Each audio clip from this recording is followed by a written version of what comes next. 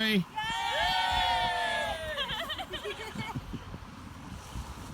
this is Paul, City Sailing.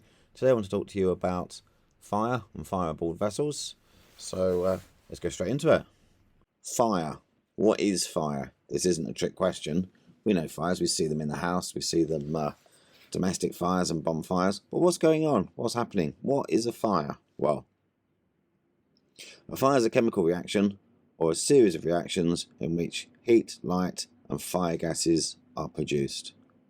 So for that to happen, we need three elements, sometimes known as the fire triangle. So we need oxygen, which is in the air, we need heat, and we need fuel. And with that combination, we also need a source of ignition, and then we have fire. In this short clip, we show we have a fuel, which is now got acceleration, it's got petrol on it.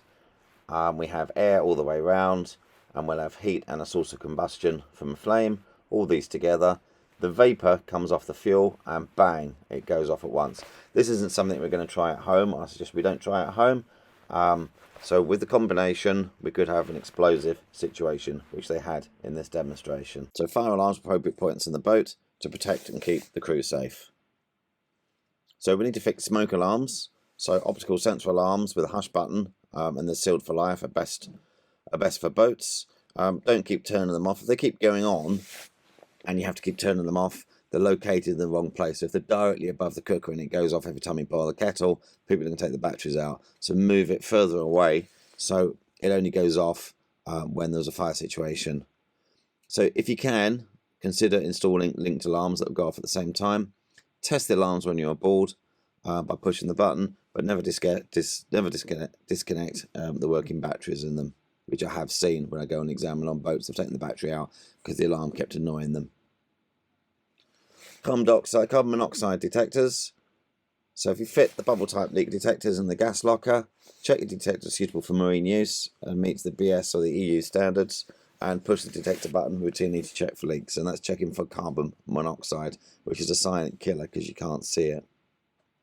So the danger areas on the boat will be gas storage, your cooker, your engine, and faulty electric wiring, and we'll look at these individually. So causes of fire on the boat: it could be the engine overheating, it could be gas, it could be inflammable liquid, smoking, cooking, or faulty electrical wiring, and we'll have a look at these individually. So fire caused by engine overheating. So we need to keep our engine maintenance. We do have a diesel engine course, and we'll be doing video on diesel engine maintenance. Check and maintain your engine and the fuel system on a regular basis. If you keep your engine spotlessly clean, if there's anything wrong, you'll see it straight away. You'll see an oil leak, or you see a lot at the bottom, or a drip from a pipe, and you'll see that straight away. As I say, don't let oil or debris build up in the bilges. So that is a recipe with that fuel and oil building up in the bilges, and that's a recipe for a fire. So inspect the lagging of the engine and the exhaust for damage and leaks, and nearby items for heat damage. Check for loose fuel joints, damage and deterioration, because if the fuel comes out and it goes to a hot surface, it will catch fire. Fires caused by inflammable liquids. So petrol is far more flammable than diesel. So petrol vapor is highly inflammable. So if you open a can of petrol, you can actually see a vapor cloud coming off here. It looks a bit like heat shimmering on a summer's day, and you look at it and you see it at the top of a petrol can. That is inflammable. So you get a source of ignition to that will catch fire. Fueling, most boats are diesel, so they've got lower case of catching fire. But take care when refueling either diesel or petrol, and we'll look at petrol outboards in a minute.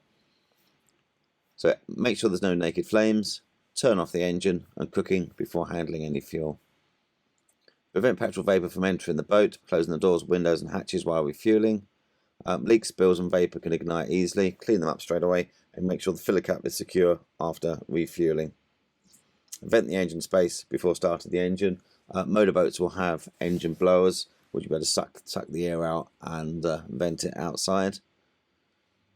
So petrol vapor is highly inflammable. There's very few sailing or motorboats that run on petrol but a lot of outboards do, although the trend now is either to diesel or to electric outboards. And we've got a whole series of videos on our plastic boat torpedo electric engines.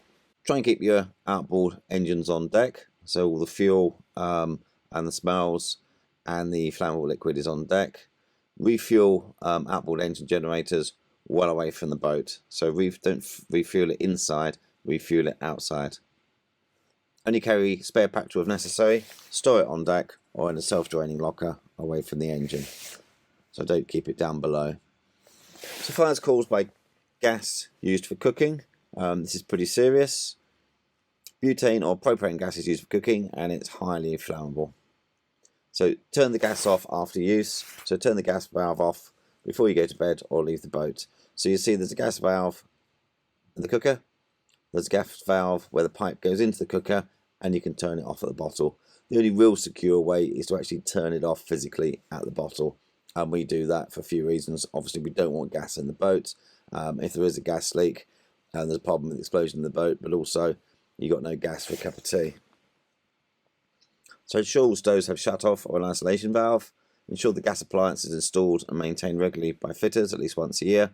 Make sure the connectors of the gas cylinder are secure after they've been changed. Test for leaks with fluid, not with a live flame, but with soapy water. Gas is heavier than air, so what we need to do is shut off the gas bottle when you leave the boat. The gas bottle should be in a locker which drains overboard, so if it does leak, it goes over the side. With the cooker, turn it off, and there'll be a valve just before the cooker. Shut off the valve when it's not in use, because if it leaks from here, it will go into the bottom or the bilge of the boat, and it'll have nowhere to go because it's heavier than air, and it'll gradually come up, and the mix of the gas and the air, any source of ignition like turning a light on, there'll be an explosion. So if you have gas and you can smell gas, we need to clear it. So open the hatches, turn downwind, and vent the fresh air through the boat. If you're going to use a bilge pump, use a hand bilge pump to pump the gas out. Don't use an electric bilge pump. Don't turn anything electric on or off because that causes a spark. So fire is caused when cooking. So never leave cooking unattended. Be extra careful when frying. Probably best not to fry on a boat because hot oil sets alight easily. Keep the cooking areas clean and build up the grease that can catch light. Don't throw water on a fat fire. I'll talk about this in a minute. Use a fire blanket and smother the flames. I've had a case where a kitchen towel has blown as the boat moved. The kitchen towel blown and went over the flame and caught fire. So you've got to maintain a watch on your cooking when your gas is on all the time. A spark device is the safest way to light a stove. The stove doesn't have its own ignition system, so that's a spark device on a long stick that you can poke in and spark while you're trying to light the oven or the gas. Keep the cabin ventilated, prevent a build-up of carbon dioxide.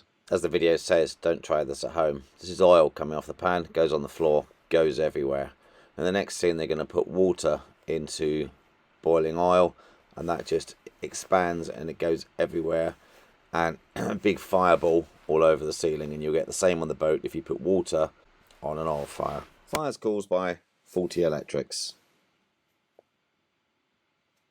So look out for scorch marks or burn marks or burning smells. So scorch marks on wires or burning smells. Sometimes on boats it's hard to detect a smell, especially on a race boat that's been out for a while, have its own set of smells. Check for the British or European safety mark when buying new electrical goods. Unplug appliances when they're not in use or when you leave the boat. Check the batteries are securely tied down, strapped down, and the batteries have lids on. If the batteries don't have lids on and something metal goes across the terminals, that's enough heat there to start your own fire. Use a trained marine electrician to install and service the boat electrics. So we're going to look at the classes and the types of fire. This is quite easy to remember because Class A is solids, which include paper, wood and textiles. Class B is liquids, including petrol, oil and paint. Class C is gases, including butane and propane. Class D is metals, including magnesium and lithium, which isn't a problem on our boats. Then we have electrical, fires involved with electrical equipment. And Class F, which is cooking oil and fat, which we shouldn't be deep fat frying on our boats. So if we look at Class A, B, C and electrical, which is what we'll come across. Class A, the extinguishers we can use would be water, foam, dry powder, or wet chemical. With liquids including petrol, oil and paint will be foam, carbon dioxide gas, or dry powder. And gases, including butane and propane, will be dry powder. With electrical, we have to use something that isn't using water as an agent, because water is a conductor.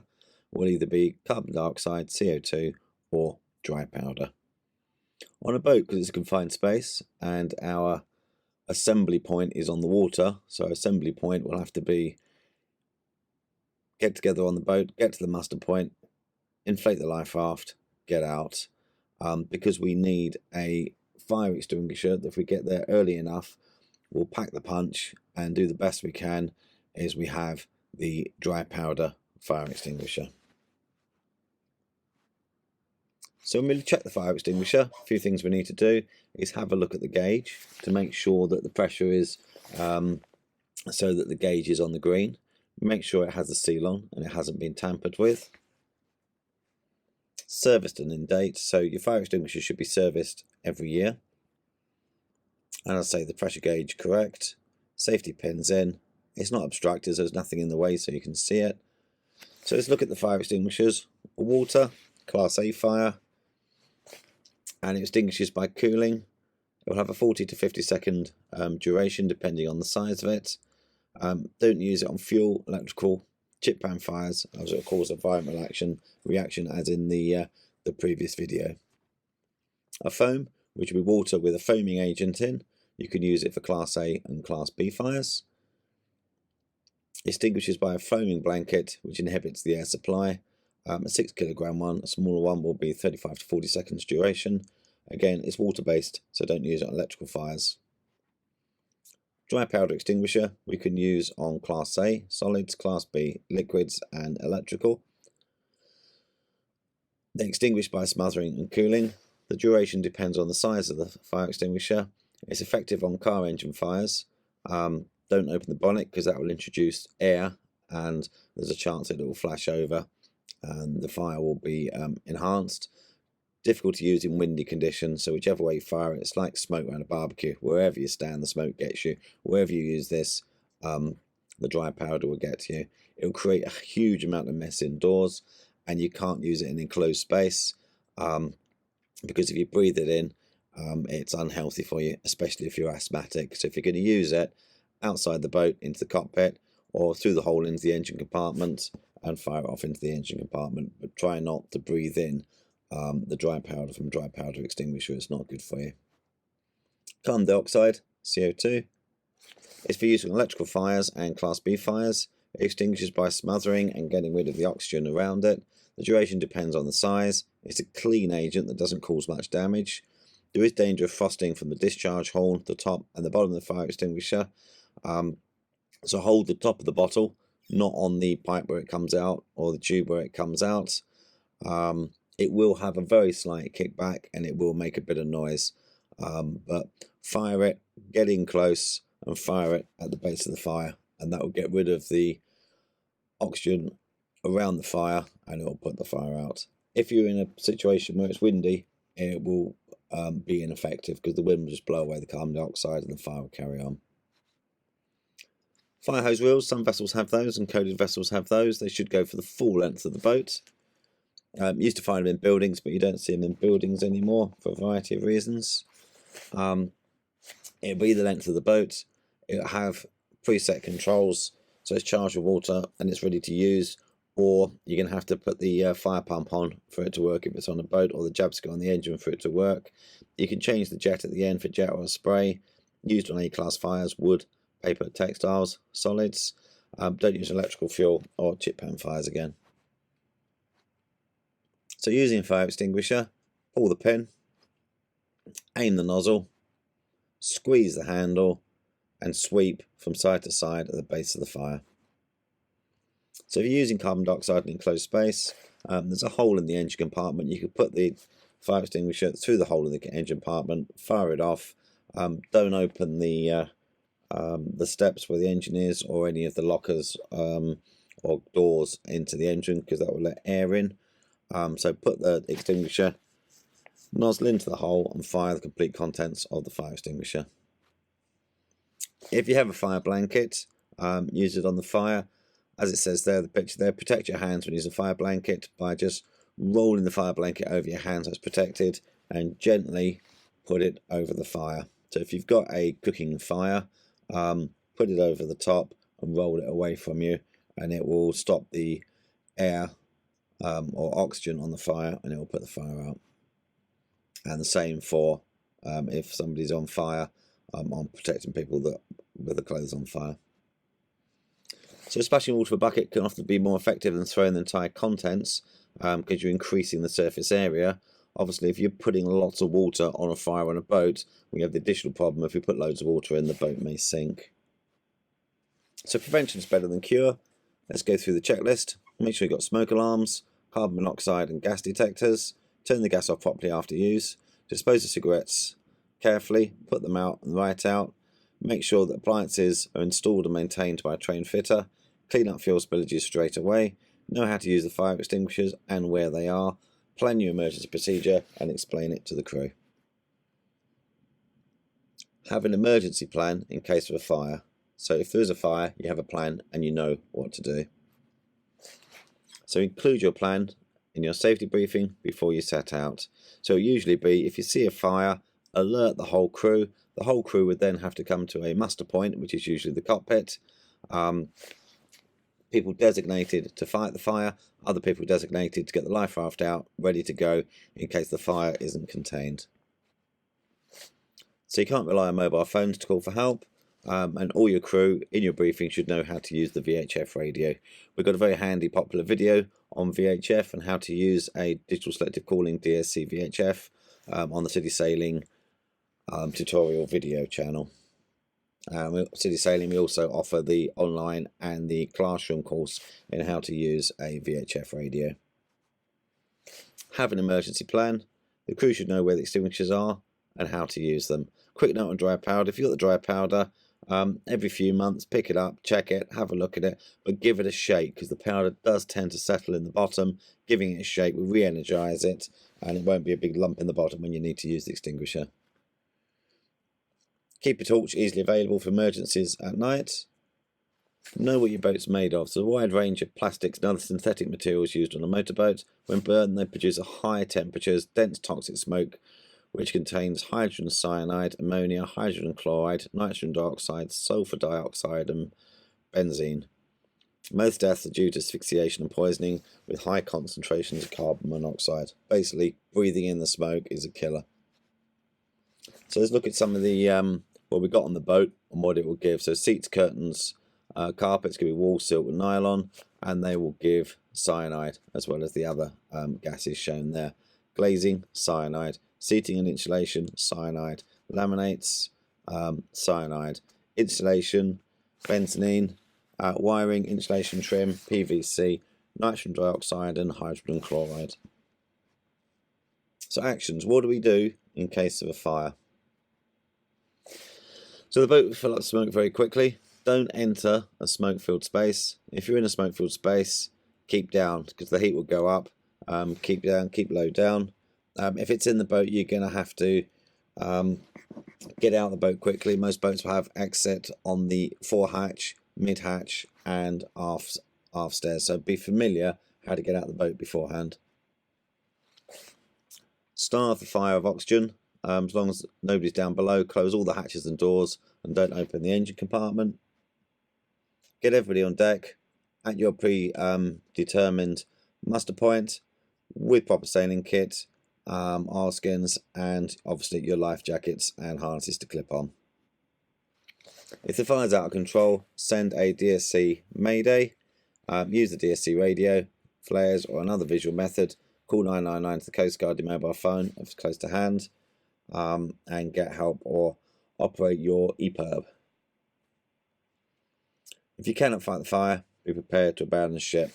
But I'm fully conscious that life raft is made of quite a thin material, and you'll have radiation heat from the fire. So as soon as you realise you cannot control that fire, it's time to get out. because you don't want your life raft melting, otherwise you'll have no means of escape. Here we have a vessel that's caught fire, and the fire is gone out of control, and you can see the black acrid smoke. You can see the life raft just the left hand side, and this fire is just out of control. Any fire extinguisher or fire control method won't control this fire now. They've put the life raft to the windward side, and in a minute you'll see that the rescue vessel has gone to windward, dropped a line, and they pull the life raft towards them, rescuing the people, which shows that the radiation heat is pretty huge, and if there is a fire, as soon as you can't put it out, abandon the life raft like these people did here. Thank you for watching our video on fire. You've seen with a few simple precautions, we can reduce the risk of fire hugely. Thanks very much, and there's loads of other videos on city sailing, and we'll be running fire courses. If you want to join one of our live fire courses and set off a fire extinguisher, just have a look at the website and book on. Thank you very much. Loads of city sailing videos on our YouTube channel, and we hope to see you soon. Hey.